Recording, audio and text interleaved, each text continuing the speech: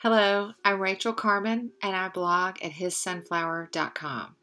Today I want to continue the new series I started last week entitled Early On, where I'm talking about some of our favorite curriculum that we used early on when we started this journey 17 years ago.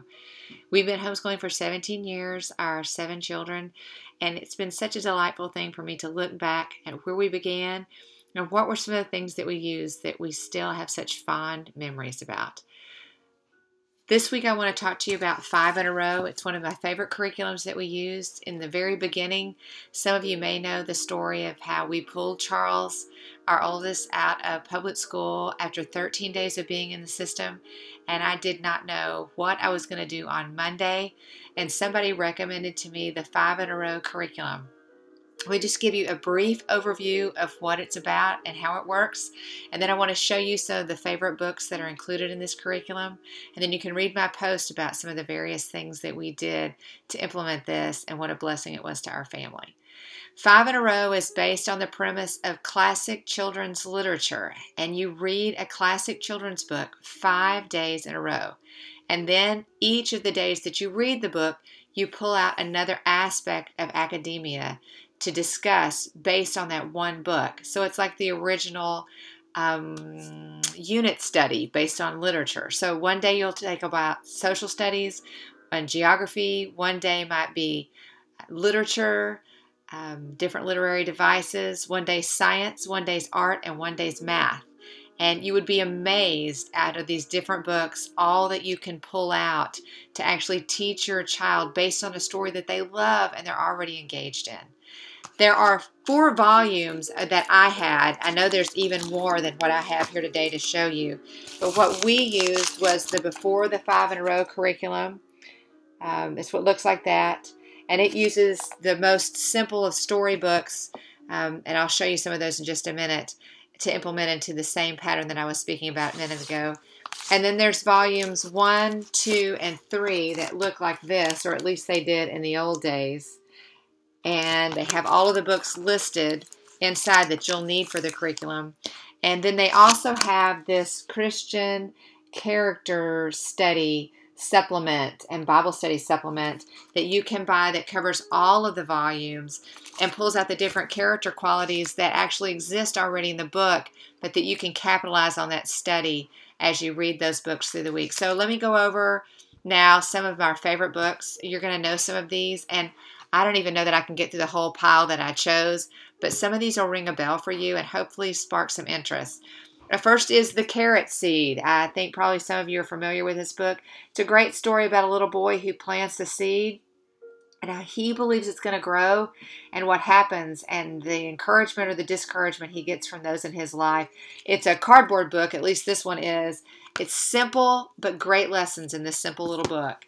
Andy and the Lion. This is a classic. You'll notice here I was so obsessive with our 5 in a row that I actually numbered all of them. I have a whole shelf dedicated to these books, and I put the number of which volume each one of the books was in. Andy and the Lion's a great story about a boy who does the right thing because it's the right thing, and how over time it comes back and is a blessing to him. It's a great example story.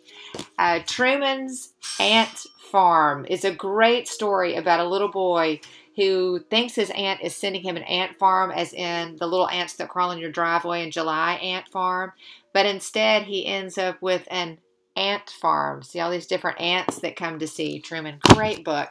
The Bee Tree, fabulous book about a little girl that's bored, and her grandfather gives her something to do, and they follow the bees to the bee tree, and what happens, and what does he talk about being sweet and worth, like the honey of the honeycomb. It's a great story. Little Ninos Pizzeria. This is always a favorite book when we would read it back in the day, because at the end of studying Little Ninos Pizzeria and how he becomes a big boy helping his dad at the pizza shop on Friday night, we would bake pizza at our family. So that was a great one. The Salamander Room is a great book for boys. So many of these, the Lamberts who wrote 5 in a row, really considered little boys. These are not just a bunch of little girl books. There's great little girl books here. There's a great group of little boy books, and the Salamander Room is one of them. The little boy who has a salamander and how he imagines turning his room into the perfect place for the salamander. But the glory is, at the end of the day, God created that perfect place in nature for the salamander. The Duchess Bakes a Cake. Great book about how important it is to follow our recipe. And this Duchess bakes a cake, and it doesn't quite turn out, but lessons abound. The Big Green Pocketbook. Love this little story. And in fact, I actually found a cheap green pocketbook, and all the different things that she puts in her pocketbook, I put in that pocketbook and kept it as like a prop for the kids when we read the book. Probably my favorite book in all of the 5 in a Row curriculum is this book, If Jesus Came to My House. If you don't have this book, you're going to want to get this book. This is a precious book about a little child. Can you see the whole cover? A little child who imagines Jesus coming to their house. It's by Joan Gale Thomas. This is definitely a book that you need to have and own.